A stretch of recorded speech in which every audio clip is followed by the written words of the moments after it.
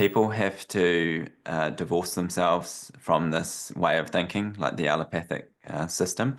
If they can't do that first, this is really difficult because we have people always ask us, in passing, oh, I'm on these medications and, cardiologist said I should take them.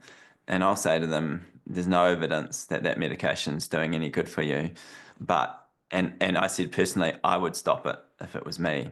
But you need to be careful because if you still think that this medication's beneficial to you and you stop it, then you may actually get sick. And I mean, that's well documented, particularly in books like Daniel Reuter's Can You Catch a Cold? All of these examples of what happens when a person has a belief. That's all it takes is a belief about a medication or a process that's happening to them. And it influences their outcomes, even to the point of death sometimes. It's incredible.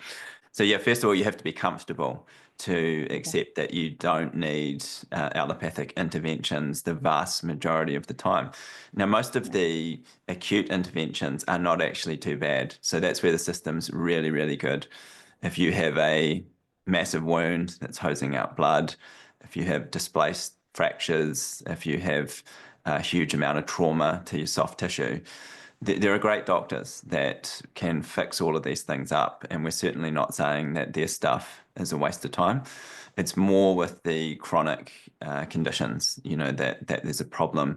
But these are generally all conditions that could have been prevented in the first place. And so, if someone's been going into their family doctor for 20 years and is now on 6 or 7 medications, yeah, that's not good. They're going to Right. end up incredibly sick, and at that point, it may only be the allopathic system that can help them acutely because of how unwell they've become. So, a lot of what we focus on is telling people how not to get sick like that in the future.